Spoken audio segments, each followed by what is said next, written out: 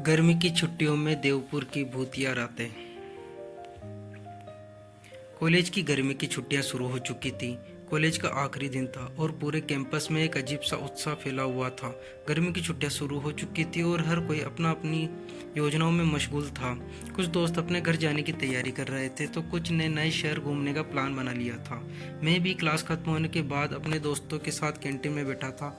ठंडी हवा और थकाव के बीच अचानक बात छुट्टियों के प्लान पर आ गई। मैंने मस्ती भरे अंदाज में कहा, तुम लोग इस बार मेरे मामा के गांव देवपुर चलो, ऐसा मजा आएगा कहीं नहीं मिलेगा।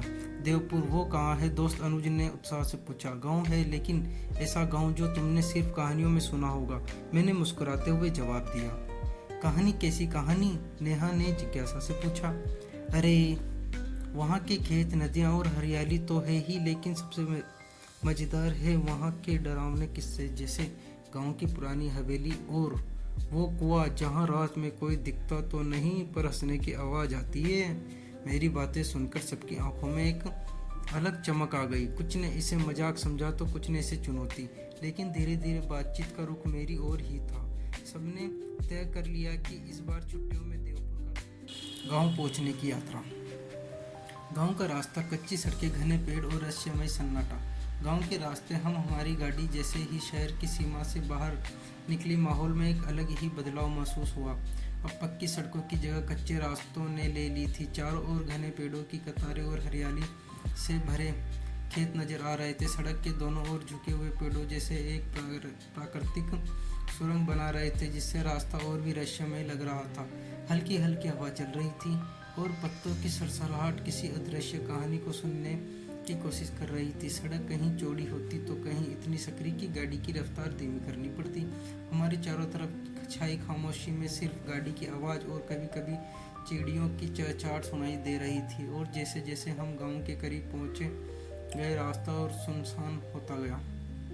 यार, ये सन्नाटा कुछ ज़्यादा ही डरावना नहीं लग रहा?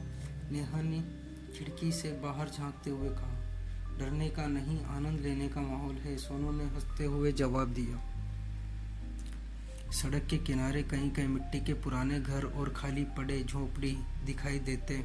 लगता था जैसे यह जगह वक्त के साथ रुक सी गई हो। कई बार पेड़ों की छाया इतनी गहरी हो जाती कि सड़क पर सिर्फ अंधेरा नजर आता।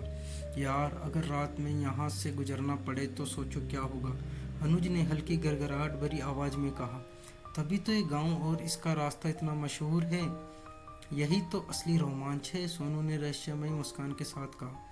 जैसे जैसे कच्चा रास्ता हमें देवपुर की ओर ले जा रहा था, हमारी हंसी ठिठोली अब एक गहरी जिज्ञासा और हल्के डर में बदल रही थी। यह रास्ता सिर्फ गांव नहीं बल्कि किसी रहस्य की ओर खींच रहा था।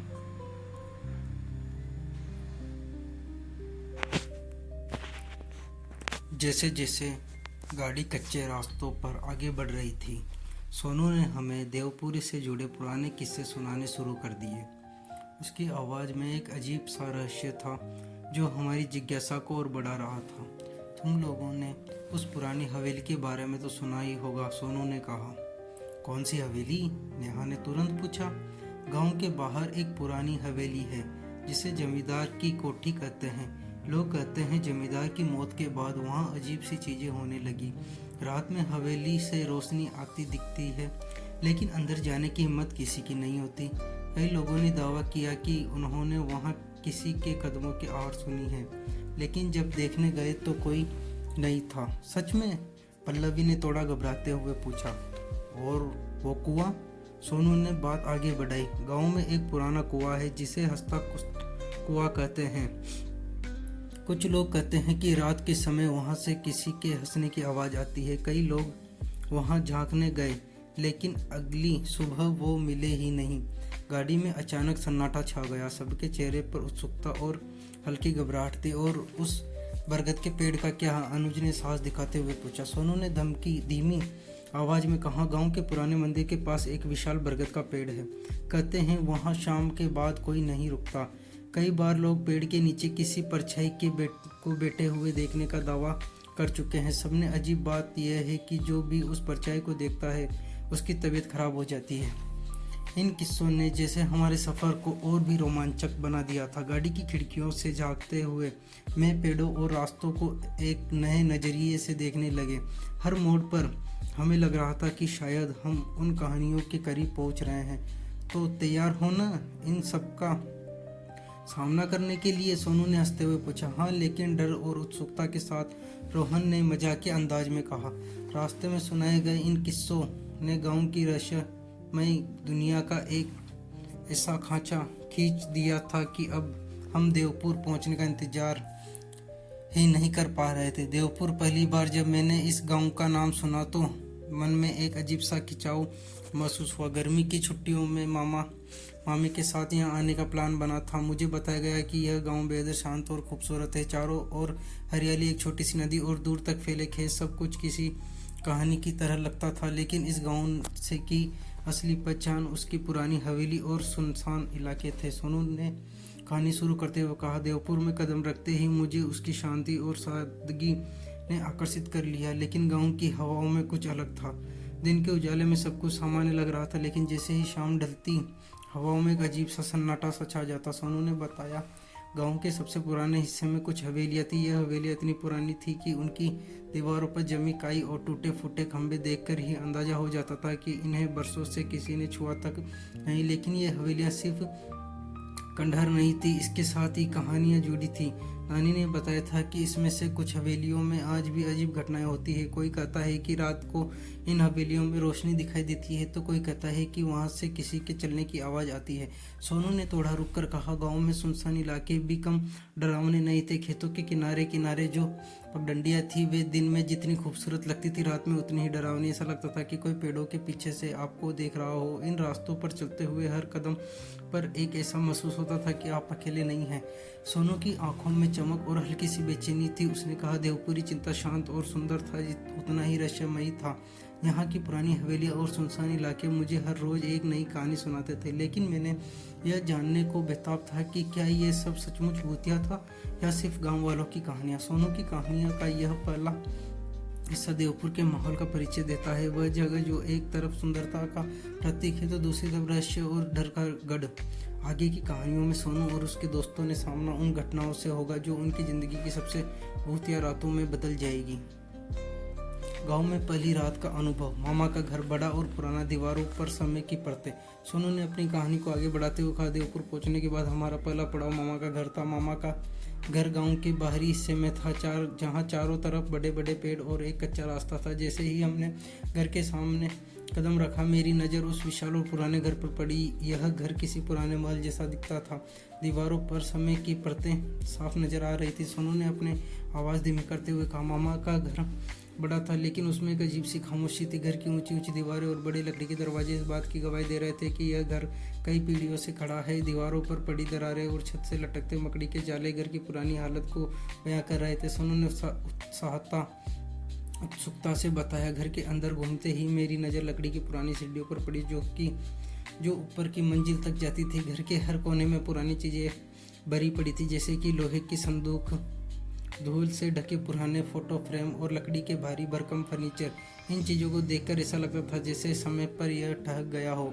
सोनू ने मुस्कुराते हुए कहा। मामा ने हंसते हुए बताया कि यह घर उनके दादाजी के समय का है और इसे कभी ठीक नहीं कराया गया। उन्होंने यह भी कहा कि इस घर में हर कोना अपनी एक कहानी छुपाए हुए हैं। लेकिन मुझे यह सुनकर थोड़ा अजीब सा लगा, क्योंकि उस खामोशी घर में कुछ ऐसा था जो मुझे बेचैन कर रहा था। पहले दिन के अनुभव के बारे में बात करते हुए सोनू ने कहा, रात होते ही घर और भी रहस्यमय लगने लगेगा। पुराने घर की लकड़ी की छत और दरवाजे हर हल्की आवाज़ के साथ चरमरा रहे थे। ऐसा लगता था जैसे घर के अंदर कोई चल रहा हो। मुझे यह सब कुछ रोमांचक भी लग रहा था और डरावना भी। मामा का यह पुराना घर मेरे लिए किसी रहस्य से कम नहीं था। सोनू के लिए मामा का घर एक ऐसी जगह थी जहाँ हर दीवार, हर कोना और हर जगह आवाज़ उसके भीतर एक सवाल पैदा कर रही थी। यह पहला ही दिन इस बात का संकेत दे रहा था कि आने वाले दिन की और रातें कितनी दिलचस्प और डरावनी होने वाली है। सोनू ने मुस्कुराते हुए अपनी कहानी को आगे बढ़ाया। देवपुर में बताया हर दिन अपने आप में खास था। गांव की ज़िंदगी में जो सादगी और ताजगी थी वह मेरे लिए बिल्कुल नहीं थी। शहर की भीड़ भाड़ और शोर शराबे से दूर यहाँ की हर सुबह एक नई शुरुआत की तरह लगती थी। सोनू ने कहा, गांव के रहते हुए सबसे ज़्यादा मज़ा खेतों में घूमने में आया। दूर दूर तक फैले हरे खेत जिनमें धान और गन्ने की फसल लहराती थी। जब सुबह सुबह की ठंडी हवा चलती थी तो ऐसा लगता था कि मानो खेतों में खुशियाँ झूम रही हो। मैं और मेरे भाई बहन मामा के साथ खेतों में जाते, जहाँ मामा हमें फसलों के बारे में बताते। हमें यह देखकर हैरानी होती थी कि कैसे गांव में के लोग मेहनत और लगन से अपनी ज़मीन पर काम करते थे। सोनू ने आँखों में चमक लाते हुए कहा, खेतों के बाद हमारी पसंदीदा जगह नदी का किनारा था। यह छोटी सी नदी गांव के पास से बहती थी और इसकी शांत लहरें मानो हर चिंता को बहा ले जाती थी। हम अक्सर दोपहर का समय वहाँ बिताते। नदी के किनारे बैठकर पानी में पैर डालना और उसकी ठंडक महसूस करना, यह अनुभव शब्दों में बयां करना मुश्किल है। कभी कभी हम पानी में छोटे छोटे पत्थर फेंकते और उसकी उछाल को गिनते। सोनू ने कहा, नदी के पास बड़ी बड़ी छायादार पेड़ थे जहाँ हम बैठकर नानी के बनाए पराठे और आम का अचार खाते। वहाँ का हर पल इतना सुकून भरा था कि समय कब बीत जाता था पता ही नहीं चलता। गांव के जीवन के बारे में सोनू ने कहा, यहाँ के लोग भी उतने ही सरल और दिलचस्प थे। उनकी बातों में अपनापन था और उनकी कहानियों में गांव का इतिहास छिपा हुआ था। खेतों में काम करते किसानों की मेहनत देखकर मैंने जाना कि असली खुशी सादगी और प्रकृति के करीब रहने में है। सोनू के लिए देवपुर का ग्रामीण जीवन एक ऐसा अनुभव था जिससे उसे प्राकृतिक और सादगी की खूबसूरती का एहसास कराया। खेतों में घूमना और नदी किनारे समय बिताना न केवल उसकी छुट्टियों का सबसे खास हिस्सा था, बल्कि यह उसे गांव की जिंदगी से जोड़ने का जरिया भी था। सोनू ने उत्सुकता से कहा, देवपुर में पहले ही दिन हमने गांव के बुजुर्गों से कुछ ऐसी कहानियां सुनी जिन्होंने हमारे अंदर डर और रोमांच दोनों भर दिए। इसमें सबसे ज़्यादा चर्चा उन पुरानी हवेली की थी जहां गांव के किनारे सुनसान इलाके में खड़ी थी। सोनू ने अपनी आवाज़ में धीमी करते हुए कहा, नानी ने हमें बताया कि वह हवेली कभी एक अमीर जमींदार की थी, लेकिन एक दिन वहाँ कुछ ऐसा हुआ जिससे उस घर को वीराना और भूतिया बना दिया। लोग कहते हैं कि रात के समय उस हवेली में किसी की परछाई दिखाई देती है। कई बार खिड़कियों से रोशनी झलकती है और ऐसा लगता है कि कोई अंदर चल रहा हो, लेकिन जब कोई पास जाकर देखता तो वहाँ कुछ भी नहीं होता। बुजुर्गों की कहानियों ने ग्रुप में खलबली मचा दी। रोहन ने मजाक में कहा, शायद वह परछाई हवेली की सफाई करने वाले भूत की हो, लेकिन पल्लवी के चेहरे पर डर साफ झलक रहा था। सोनू ने आगे कहा, गांव के एक चाचा ने बताया कि एक बार उन्होंने रात में हवेली के पास से गुजरते हुए किसी के रोने की आवाज़ सुनी थी। जब उन्होंने अंदर झांकने की कोशिश की तो खिड़की से किसी की परछाई दिखाई दी जो तेजी से गायब हो गई। उसके बाद से उन्होंने कभी उस रास्ते पर कदम नहीं रखा। साक्षी, जो हर चीज़ को गहराई से समझने की कोशिश कर रही थी, ने पूछा कि क्या यह सच हो सकता है या यह सिर्फ मन का भ्रम है। नेहा ने तुरंत जवाब दिया, यह पता लगाने के लिए एक ही तरीका है, हवेली के पास जाना। सोनू ने कहा, हवेली की कहानियों ने हमारे अंदर डर से ज़्यादा जिज्ञासा भर दी थी। हम सब ने तय किया कि किसी रात वहाँ जाकर खुद देखेंगे कि सच में वहाँ कुछ है या यह सब सिर्फ कहानियाँ हैं। लेकिन मन के किसी कोने में डर भी था, क्या होगा अगर वह परछाई सचमुच हमारी राह देख रही हो। यह कहानी का वह मोड़ था जहाँ पुरानी हवेली का रहस्य उनके एडवेंचर का अगला पड़ाव बनने वाला था। हवेली की परछाई का सच जानने की उनकी यह कोशिश उनकी छुट्टियों को यादगार और डरावना बनाने वाली थी। सोनू ने अपनी कहानी को आगे बढ़ाते हुए कहा, गांव में एक और जगह थी जिसकी कहानी सुनकर हमारे रोंगटे खड़े हो जाते थे। यह था गांव के बाहर पुराना कुआं। नानी ने बताया कि यह कुआं कभी पुराने गांव की प्यास बुझाने का जरिया था, लेकिन अब यह वीरान पड़ा है। इसकी गहराई इतनी ज़्यादा है कि कोई इसे झांकने की हिम्मत नहीं करता। लेकिन यह कुआं सिर्फ अपनी गहराई के लिए नहीं, बल्कि रात में सुनाई देने वाली हंसी के लिए जाना जाता है। सोनू ने कहा, नानी ने हमें चेतावनी दी थी कि रात के समय कुएं के पास न जाना। उन्होंने बताया कि कई साल पहले एक महिला जो गांव की सबसे खूबसूरत लड़की थी, इस कुएं में गिर गई थी। कुछ लोग कहते हैं कि वह हादसा था, तो कुछ का मानना है कि उसमें खुद छलांग लगाई थी। लेकिन उसके बाद से जब भी रात होती है, इस कुएं से किसी के हंसने की आवाज़ आती है। रोहन ने तुरंत मजाक में कहा, शायद वह भूत हमसे मजाक करना चाहती है। लेकिन पल्लवी ने डरते हुए कहा, क्या सच में ऐसा हो सकता? सोनू ने कहा, गांव के एक बुजुर्ग ने हमें बताया कि कई बार लोग रात में इस कुएं के पास से गुजरते हुए ठहर जाते हैं, क्योंकि इन्हें ऐसा लगता है कि कोई उनका नाम लेकर पुकार रहा है। जब से पीछे मुड़कर देखते हैं तो कुएं से किसी औरत की हंसी सुनाई देती है। कई लोगों ने दावा किया कि उन्होंने कुएं के अंदर झांकने की कोशिश की, लेकिन उन्हें वहां सिर्फ अंधेरा नजर आया। साक्षी ने उत्सुकता से पूछा, क्या किसी ने कभी यह पता लगाने की कोशिश की कि यह आवाज़ क्यों आती है? सोनू ने जवाब दिया, कुछ लोगों ने कोशिश की लेकिन वे ज़्यादा देर तक वहाँ टिक नहीं पाए। कहते हैं कि जैसे ही वे कुएं के पास जाते हैं उनके चारों तरफ अजीब सी ठंडक महसूस होने लगती है और रस्सी की आवाज़ तेज हो जाती है। नेहा, जो ग्रुप की सबसे हिम्मती लड़की थी, ने कहा, हमें खुद जाकर देखना चाहिए। अगर ये सच है तो हमारे एडवेंचर का सबसे बड़ा हिस्सा होगा। लेकिन पल्लवी ने डरते हुए कहा, क्या होगा अगर वह आवाज़ सच में किसी भूत की हो? सोनू ने कहानी को ख़त्म करते हुए कहा कि यह कहानी हमारे एडवेंचर में एक और रहस्य जोड़ चुकी थी।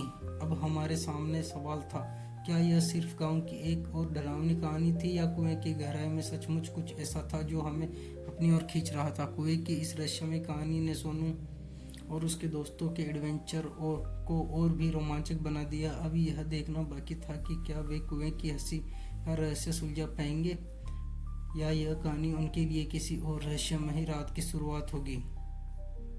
सोनू ने मुस्कुराते हुए कहा, देवपुर की डरावनी कहानियां सुनने के बाद हमारे अंदर डर और उत्साह दोनों भर चुके थे। दिन के समय तो सब कुछ सामान्य लगता था, लेकिन रात होते ही माहौल बदल जाता था। उस अंधेरे और सन्नाटे में हम दोस्तों ने एक खेल शुरू किया, एक दूसरे को डराने का। सोनू ने बताया, हम सब मामा के घर की छत पर इकट्ठा होते थे। उस ऊपर से पूरा गांव और आसपास के सुनसान इलाके साफ नजर आते थे। आसमान में तारे झिमझिमाते थे, लेकिन चारों ओर ऐसा सन्नाटा था कि पत्तों के सरसराहट भी सुनाई दे जाती थी। इसी माहौल में हमने डरावनी कहानियां सुनने का खेल शुरू किया। रोहन, जो हमेशा मजाक और शरारतों में आगे रहता था, ने सबसे पहले शुरुआत की। उसने अपनी आवाज़ को डरावना बनाते हुए कहा, एक बार एक आदमी रात को गांव के बाहर वाली सड़क पर जा रहा था। अचानक उसे लगा कि कोई उसके पीछे चल रहा है। जब उसे पलटकर देखा तो वहाँ कोई भी नहीं था, लेकिन जैसे ही उसने फिर से चलना शुरू किया, उसे अपने कंधे पर किसी का हाथ महसूस हुआ। रोहन ने अचानक जोर से चिल्लाकर कहानी खत्म की, जिससे पल्लवी और अनुज डर के मारे उछल पड़े। सोनू ने हंसते हुए कहा, यह तो बस शुरुआत थी। नेहा ने भी एक कहानी सुनाई जिसमें उसने पुरानी हवेली के एक भूत का जिक्र किया।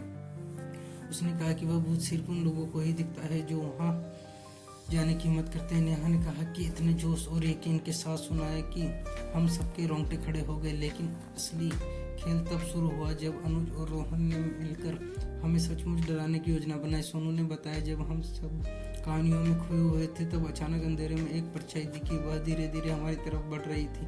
पल्लवी डर के मारे चीख पड़ी और साक्षी ने अपनी आंखें बंद कर ली। लेकिन जब वह परछाई पास आई तो देखा कि अनुज और रोहन थे, जिन्होंने खुद को चादर में लपेट रखा था। उनकी यह हरकत देखकर हम सब पहले तो गुस्सा हुए, लेकिन फिर जोर जोर से हंसने लगे। सोनू ने कहा, रात के इस खेल में डर और मजाक का ऐसा मेल था जिससे हमारे एडवेंचर को और भी मज़ेदार बना दिया। लेकिन इस खेल के दौरान हमने एक अजीब सी बात महसूस हुई। जब रोहन और अनुज अपनी शरारत में लगे थे तब हमें सचमुच ऐसा लगा कि जैसे छत के कोने में कोई खड़ा होकर हमें देख रहा है। डराने का यह खेल जहां एक तरफ दोस्तों के बीच मस्ती और हंसी का कारण बना, वहीं दूसरी तरफ यह सवाल भी खड़ा कर गया, क्या सच में कोई था जो उन्हें देख रहा था या सिर्फ उनका भ्रम था? देवपुरी की रातें अब और भी रहस्यमयी होती जा रही थी। सोनू ने गहरी सांस लेते हुए कहा, देवपुर में हमारा हर दिन जितना मज़ेदार था, रातें उतनी ही रहस्यमय होती जा रही थी। लेकिन उस रात ने जैसे हमारी हिम्मत की परीक्षा ले ली। वह रात अब भी मेरी यादों में ताज़ा है। सोनू ने बताया, उस दिन हम सब ने मामा के घर के आंगन में सोने का फैसला किया। चारों तरफ सन्नाटा था, सिर्फ झिंगुरों की आवाज़ सुनाई दे रही थी। आसमान में चांद बादलों के बीच छिपा हुआ था और हल्की हल्की ठंडी हवा चल रही थी। हम सब ने सोचा कि खुले आसमान के नीचे सोने का मजा ही कुछ और होगा, लेकिन हमें क्या पता था कि यह रात हमारे लिए एक अजीब अनुभव लेकर आएगी। रात के करीब 2 बजे जब सब गहरी नींद में थे, सोनू की आंख अचानक खुली। उसने चारों तरफ देखा, सब सो रहे थे, लेकिन तभी उसे एक अजीब आवाज़ सुनाई दी। ऐसा लगा जैसे कोई हवा में चल रहा हो। यह आवाज़ न तो पत्तों के सरसराहट की थी, न ही किसी जानवर के चलने की। यह आवाज़ बिल्कुल वैसी थी जैसे किसी के कदम धीरे धीरे आंगन के चारों ओर घूम रहे हों। सोनू ने धीरे से नेहा को जगाया और पूछा, तुमने यह आवाज़ सुनी? नेहा ने आँख मलते हुए कहा, यह तो ऐसा लग रहा है जैसे कोई हमारे पास ही चल रहा हो। अब तक अनुज और रोहन भी जाग चुके थे। रोहन ने मजाक में कहा, शायद यह हवेली वाला भूत है जो हमें देखने आया है। लेकिन उसकी आवाज़ में भी का डर महसूस हो रहा था। सोनू ने कहा। हम सबने एक साथ कान लगाकर सुना। आवाज अब और साफ हो चुकी थी। ऐसा लग रहा था जैसे कोई हमारे चारों तरफ और चक्कर लगा रहा हो। लेकिन जब हमने चारों तरफ देखा तो वहाँ कोई नहीं था। हवा भी अब रुक चुकी थी, लेकिन कदमों की आवाज़ लगातार सुनाई दे रही थी। पल्लवी, जो पहले से ही डरपोक थी, घबरा कर बोली, यह आवाज़ आखिर आ कहाँ से रही है? क्या सच में कोई है? साक्षी ने कहा, यह शायद हमारा भ्रम हो सकता है, लेकिन अगर यह सच है तो हमें इसका पता लगाना चाहिए। नेहा ने हिम्मत दिखाते हुए कहा, चलो टॉर्च लेकर देखते हैं। लेकिन जैसे ही उन्होंने टॉर्च जलाने की कोशिश की, बेटे ने काम करना बंद कर दिया। अब डर और बढ़ चुका था। सोनू ने कहा, हम सब सन्नाटे में बैठ गए। आवाज़ें धीरे धीरे कम हो गई, लेकिन उस रात हम में से कोई भी ठीक से सो नहीं पाया। सुबह होने पर मामा ने हमें बताया कि यह आवाज़ पहले भी कई बार सुनी गई है। गांव के लोग इसे हवा का भूत कहते हैं, जो हर रात अपना चक्कर पूरा करता है। सोनू ने कहानी खत्म करते हुए कहा, उस रात हमने जाना कि डर सिर्फ आंखों से देखने वाली चीज़ों से नहीं होता, बल्कि वह महसूस भी किया जा सकता है। हवा में किसी के चलने की आवाज़ आज भी हमारे दिल में गुजती है। देवपुर की यह रात दोस्तों के लिए एक ऐसा अनुभव बन गई जिससे उन्हें एडवेंचर और भी रहस्यमय बना दिया। अब सवाल यह था कि क्या यह सच में किसी भूत की मौजूदगी थी या यह सब उनकी कल्पना का खेल था। सोनू ने कहा, देवपुर की हर रात अपने साथ कुछ न कुछ अजीब लेकर आती थी। एक ऐसी ही रात जब हम मामा के घर के आंगन में बैठकर बातें कर रहे थे, बाहर से कुत्तों के भौंकने की आवाज़ आने लगी। यह आवाज़ें इतनी तेज और अजीब थी कि हमारी बातचीत वहीं रुक गई। सोनू ने उस रात का दृश्य याद करते हुए कहा, गांव में कुत्तों का भौंकना कोई नई बात नहीं है, लेकिन उस रात की बात कुछ अलग ही थी। ऐसा लग रहा था जैसे कुत्ते किसी चीज़ को देखकर डर गए हों। उनकी आवाज़ में सिर्फ गुस्सा नहीं बल्कि डर भी साफ झलक रहा था। नेहा ने सबसे पहले कहा, यह कुत्ते आखिर इतने परेशान क्यों हैं? क्या कोई जानवर होगा बाहर? लेकिन सोनू ने महसूस किया कि आवाज़ें सिर्फ एक तरफ से नहीं बल्कि चारों दिशाओं से आ रही थी। ऐसा लग रहा था जैसे पूरे गांव के कुत्ते एक साथ किसी चीज़ को देखकर भौंक रहे हो। रोहन ने मजाक में कहा, शायद यह हवेली वाला भूत कुत्ते को परेशान करने निकला है। लेकिन उसकी हंसी ज़्यादा देर तक नहीं टिक पाई, क्योंकि कुत्ते की आवाज़ और तेज होती जा रही थी। साक्षी ने थोड़ी घबराहट से कहा, क्या हमें बाहर जाकर देखना चाहिए या यह सब हमें अनदेखा कर देना चाहिए? पल्लवी ने तुरंत कहा, नहीं, हमें बाहर नहीं जाना चाहिए। यह आवाज़ें सुनकर मुझे कुछ अच्छा महसूस नहीं हो रहा। सोनू ने हिम्मत दिखाते हुए कहा, चलो खिड़की से झांक कर देखते हैं। अब उन्होंने खिड़की के बाहर देखा तो रात का सन्नाटा और अंधेरा और भी डरावना लग रहा था। कुत्ते गांव की गलियों में इधर उधर दौड़ रहे थे, लेकिन ऐसा लग रहा था जैसे वे किसी अदृश्य चीज का पीछा कर रहे हों। अनुज ने कहा, यह तो बहुत अजीब है। अगर कोई जानवर होता तो अब तक दिख जाता, लेकिन यहाँ तो कुछ भी नहीं है। नेहा ने कहा, गांव के बड़े बुजुर्ग कहते हैं कि कुत्ते ऐसी चीज़ों को देख सकते हैं जो इंसानों को नहीं दिखती। क्या यह सच हो सकता है? सोनू ने बताया, हम सबकी धड़कनें तेज हो चुकी थी। कुत्तों को भौंकना धीरे धीरे कम होने लगा था, लेकिन हमारे दिलों में डर और सवाल दोनों बढ़ गए थे। मामा ने अगली सुबह हमें बताया कि गांव में जब भी कुत्ते इस तरह भौंकते हैं, लोग मानते हैं कि कोई अशुभ साया गांव के आसपास घूम रहा होता है। सोनू ने कहा, उस रात हमारे पहली बार महसूस किया कि देवपुरी की रातें जितनी शांत दिखती थी उतनी ही रहस्यमय और डरनी भी थी। कुत्तों का अचानक भौंकना हमारे लिए एक ऐसा अनुभव बन गया जिससे एक एडवेंचर और गहराई दे दी।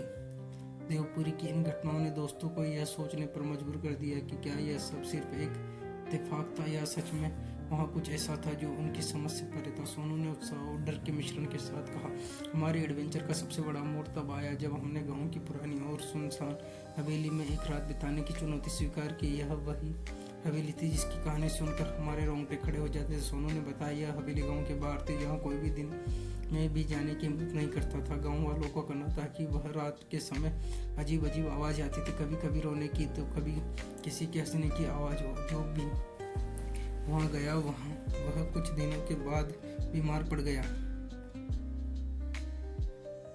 और फिर उसने वहाँ के अनुभव के बारे में कभी बात ही नहीं की। नेहा, जो ग्रुप की सबसे हिम्मत लड़की थी, ने इस चुनौती को सबसे पहले स्वीकार किया। उसने कहा, अगर यह सच में इतनी डरावनी जगह है तो हमें जाकर सच्चाई का पता लगाना चाहिए। आखिर हम यहाँ सिर्फ कहानियाँ सुनने नहीं आए। सोनू, अनुज और रोहन ने भी इसी बात का समर्थन किया, लेकिन पल्लवी ने डरते हुए कहा, मुझे नहीं लगता कि यह सही विचार है। अगर वहाँ सच में कुछ हुआ तो अमित जो हमेशा अपने कमरे के साथ तैयार रहता था, ने कहा, अगर हम वहाँ गए तो मैं सब कुछ रिकॉर्ड करूँगा। अगर कुछ हुआ तो हमारे पास सबूत होगा। साक्षी ने भी जिज्ञासा चलते हुए इस चुनौती को स्वीकार कर लिया। हवेली तक का सफ़र। सोनू ने कहा, अगली रात हमने अपने बैग में टॉर्च, कैमरा और कुछ खाने पीने की चीज़ें रखी और हवेली तरफ चल पड़े। रास्ता अंधेरे और झाड़ियों से भरा था। हवेली दूर से ही दिख रही थी, टूटी फूटी दीवारें, जाले से ढके खिड़की, दरवाजे और चारों तरफ सन्नाटा।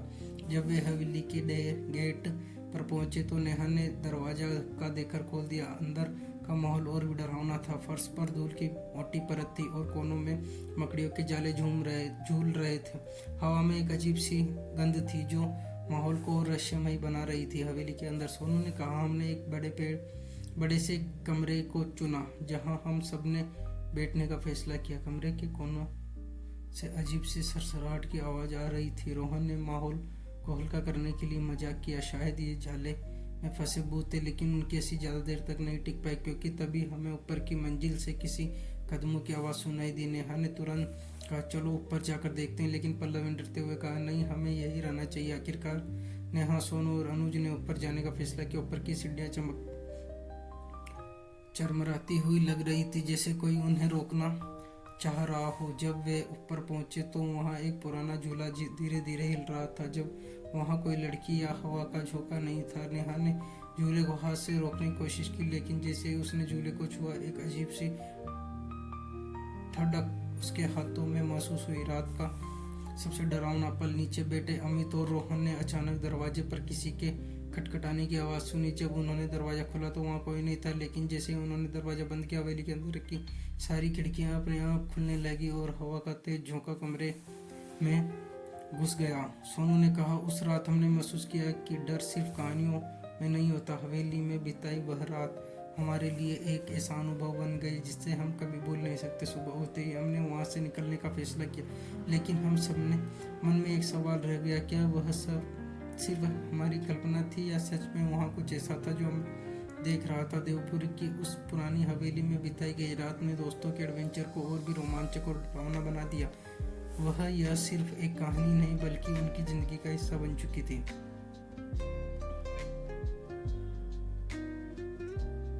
सोनू ने कहा, देवपुरी की पुरानी हवेली के किस्से हमारे लिए किसी रोमांचक पहेली की तरह ही थे। गांव वालों की कहानियां सुनकर हमारा जिज्ञासु मन हमें वहां जाने के लिए उकसा रहा था। नेहा ने सबसे पहले इस साहस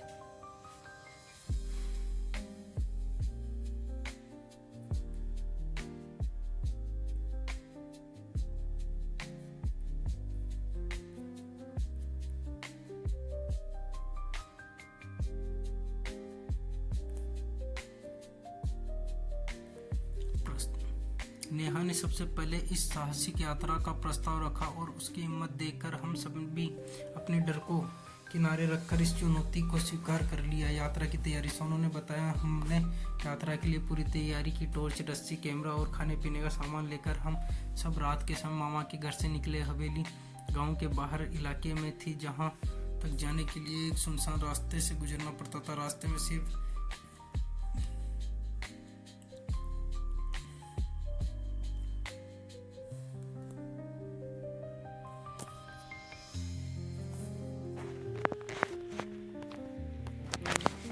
वर्षों से वीरान पड़ी हुई उस पुरानी हवेली में कदम रखते ही एक अजीब सी ठंडक महसूस होती थी। कमरे की दीवारें सीलन से भरी थी, खिड़कियों के पर्दे हवा के झोंकों से हिल रहे थे और हर कोने में धूल की मोटी परत जमा थी।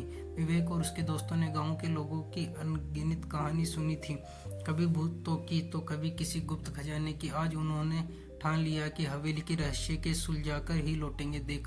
देखो यहाँ तो कुछ है, रोहन ने कोनों की ओर इशारा करते हुए कहा। सबकी नजरें उस लकड़ी के पुराने बक्से पर जा टिकी जो आधा टूटा हुआ था, जो धूल में सना हुआ था। ऐसा लग रहा था मानो बरसों से किसी ने उसे छुआ तक न हो। पल्लवी ने झिझकते हुए कहा, शायद हमें इसे नहीं छूना चाहिए। लेकिन सोनू और विवेक का उत्साह रुकने वाला नहीं था। उन्होंने बक्से का जंग लगा ताला तोड़ दिया। बक्सा धीरे धीरे चरमराते हुए खुला और सबने अंदर झांका। बक्से के अंदर कुछ पुराने कपड़े, कांसे के बर्तन और कुछ पीली पड़ चुकी चिट्ठियाँ रखी हुई थी। सबसे ऊपर एक सुंदर लेकिन घिसा पिटा हुआ सा छोटा सा आईना था, जिसकी सतह अब धुंधली हो चुकी थी। साक्षी ने इस एक पत्र उठाया।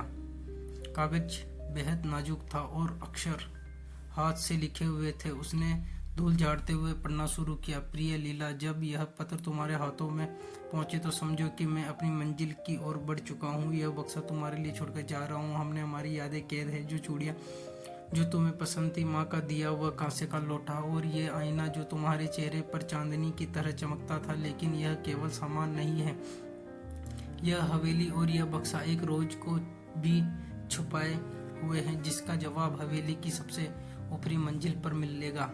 मैं लौटकर नहीं आ सका, लेकिन उम्मीद करता हूँ कि तुम उस राज को सुलझा पाओगी। तुम्हारा राजेश। पत्र पढ़ते ही सबके चेहरे पर हैरानी थी। ऊपरी मंजिल का राज, सोनू ने चकित होकर कहा। विवेक ने तुरंत फैसला किया, हमें ऊपर जाकर देखना चाहिए। हवेली के पुराने चरमराते सीढ़ियाँ चढ़ते हुए सबके दिल तेजी से धड़क रहे थे। आखिर कमरे का दरवाजा आधा टूटा हुआ था। अंदर एक पुरानी अलमारी थी, जिस पर वही आईना जैसा निशान बना हुआ था। जब उन्होंने अलमारी खोली तो एक और गुप्त खाना मिला। ये क्या है? रोहन की आवाज़ धीमी पड़ गई। वहाँ एक छोटा सा संदूक था, लेकिन इसके अंदर सिर्फ मिट्टी और एक और छोटा पत्थर था। कुछ राज हमेशा राज ही रहने चाहिए। अगर तुम इसे ढूंढ रहे हो तो समझो यह हवेली तुम्हारा इंतजार कर रही है। बक्से का सामना और पत्र उन्हें सोच में डाल चुका था। क्या यह सिर्फ एक पुरानी कहानी थी, या हवेली के अतीत में सचमुच कुछ ऐसा था जो अब भी अनसुलझा था? उस दिन के बाद विवेक और उसके दोस्त हवेली से तो लौट आए, लेकिन बक्से का रहस्य और हवेली के राज का डर उन्हें कई दिनों तक सताता रहा। विवेक और उसके दोस्तों का हौसला धीरे धीरे जवाब देने लगा था। हवेली में अजीब घटनाओं का सिलसिला लगातार बढ़ता जा रहा था। रात का समय था। कमरे के हर कोने में गहरी खामोशी पसरी हुई थी, लेकिन इसी सन्नाटे के बीच हल्की हल्की आहटें सुनाई दे रही थी। दरवाजे का खुलना। साक्षी ने सबसे पहले नोटिस किया कि हवेली के बंद दरवाजे खुद ब खुद चरमराते खुल रहे थे। कभी किसी कोने में से हल्की आवाज आती तो कभी दरवाजे की किवाड़ें जोर से धमाके के साथ बंद हो जाती। ये आवाजें कैसी है? पल्लवी ने कांपते हुए कहा। रोहन ने कहा, कोई मजाक कर रहा है शायद, लेकिन उसकी आवाज में खुद ही भरोसा नहीं था। अंधेरे में साया। अचानक विवेक की नज़र हवेली के गलियारे के अंधेरे कोने पर गई। वहाँ कुछ हलचल सी हुई। वो देखो, विवेक ने चिल्लाते हुए इशारा किया। सबकी नज़र उस ओर गई। अंधेरे में कोई साया था। वह हल्का सा हिल रहा था, मानो कोई खड़ा होकर उन्हें देख रहा हो। जैसे ही रोशनी उस कोने पर पड़ी, साया गायब हो गया। दोस्तों का बिखरना। डर के मारे सभी दोस्त घबरा गए। कोई किसी की आवाज़ देता तो कोई खुद को बचाने के लिए इधर उधर भागने लगा। डर के मारे उनके कदम ठिठक गए थे और अब तक एक दूसरे के साथ टूट चुका था। हर कोई अपने अपने डरावने अनुभव से जूझ रहा था। सबने डरावना क्षण। तभी सबसे बड़ा झटका तब लगा जब साक्षी गायब हो गई।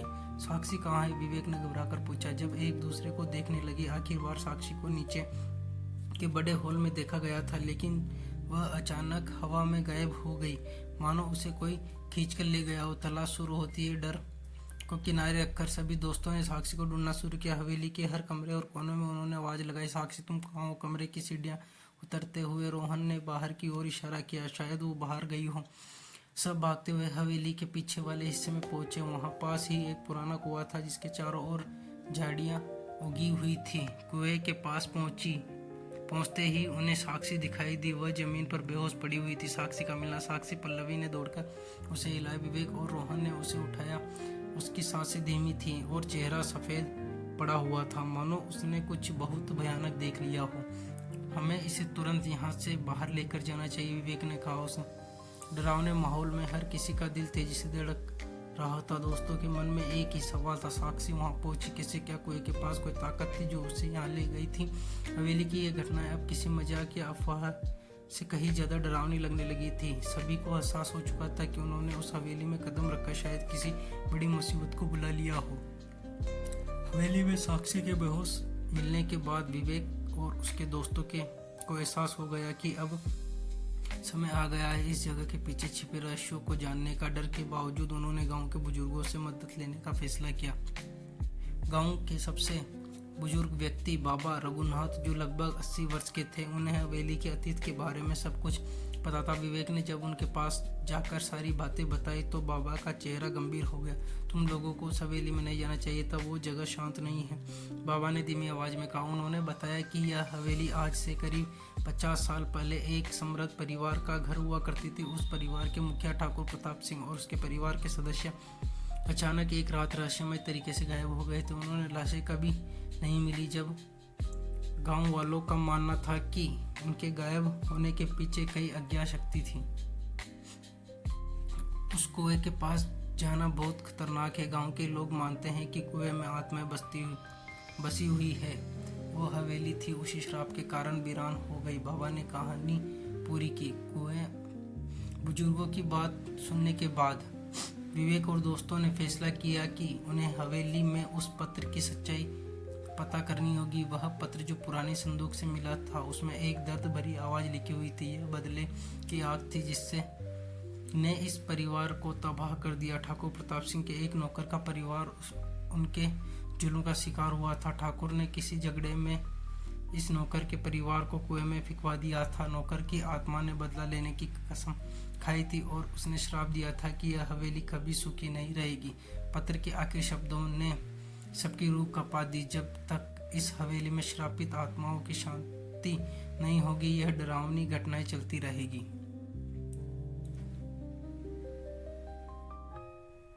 अब सब कुछ साफ हो चुका था। यह सिर्फ भूतिया घटनाएं नहीं थी, बल्कि अन्याय का बदला था जो आत्माओं की शांति छीन चुका था।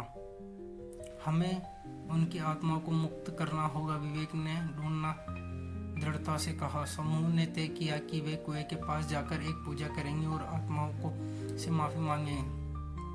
विवेक, पल्लवी, रोहन और साक्षी ने डर के पीछे छोड़कर हवेली के पीछे स्थित कुएं की ओर कदम उठाया। हर कदम पर उनकी धड़कनें तेज हो रही थी, लेकिन वे एक दूसरे के हाथ थामे हुए आगे बढ़ते गए। उन्होंने बाबा रघुनाथ की मदद से गांव के पंडित जी को बुलाया। पंडित जी ने विशेष मंत्रोच्चारण के साथ आत्माओं की शांति के लिए पूजा की। पूजा के दौरान हवेली में हलचल होने लगी। दरवाजे फिर से जोर से खुलने बंद होने लगे। हवाओं का शोर तेज हो गया और कुएं के पानी से अजीब सी आवाजें आनी शुरू हो गई। लेकिन पंडित जी के मंत्र पूरे होते ही अचानक सब कुछ शांत हो गया। हवेली और कुछ के चारों ओर पर से अंधेरे में एक अद्भुत सुकून सा छा गया।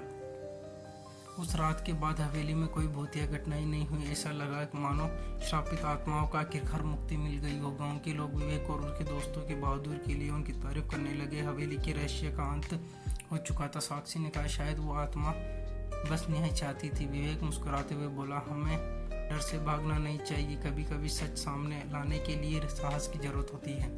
उसकी यह कहानी हमेशा के लिए गांव वालों के लिए एक मिसाल बन गई कि साहस और एकता ने सबसे डरावने रहस्य का भी अंत किया जा सकता है। पूजा के बाद हवेली और कुएं के चारों ओर का माहौल पूरी तरह शांत हो गया था। हवा में अब वह अजीब सा सन्नाटा नहीं था, बल्कि एक सुकून भरी शांति महसूस हो रही थी। विवेक, पल्लवी, रोहन और साक्षी ने राहत की सांस ली।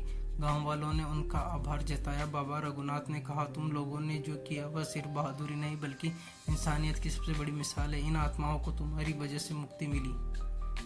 गांव के लोग उन्हें विदा करने के लिए बस स्टॉप तक आए। उनके चेहरे पर एक अजीब संतोष था, लेकिन दोस्त जानते थे कि इस गांव और हवेली के साथ बिताए गए समय को वे कभी भूल नहीं पाएंगे। सुबह की हल्की धूप में चारों दोस्त अपना सामान उठाकर गांव छोड़ने की तैयारी कर रहे थे।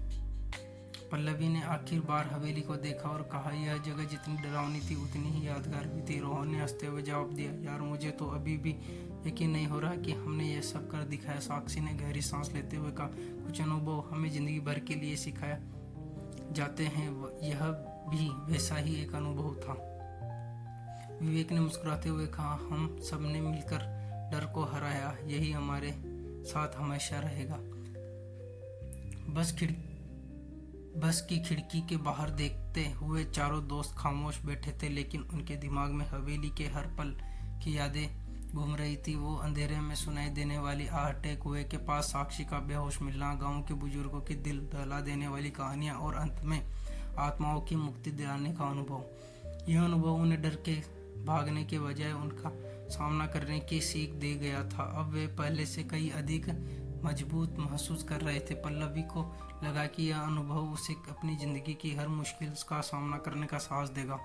रोहन को लगा कि उसने टीम वर्क और दोस्ती का असली मतलब समझा। साक्षी को एहसास हुआ कि कभी कभी डर के पीछे कोई गहरी सच्चाई छुपी होती। विवेक के लिए यह एक ऐसा सफर था जिससे उसे आत्मविश्वास और नृत्य की एक नई पहचान दी।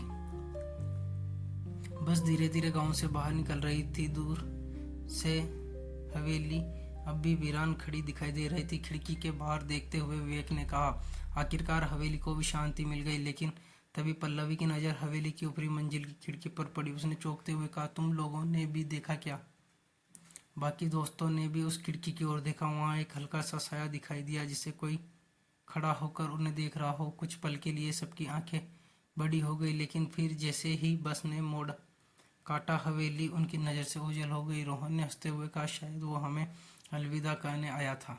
साक्षी ने मुस्कुराते हुए कहा, कहानियाँ कभी ख़त्म नहीं होती, बस उनके किरदार चले जाते हैं।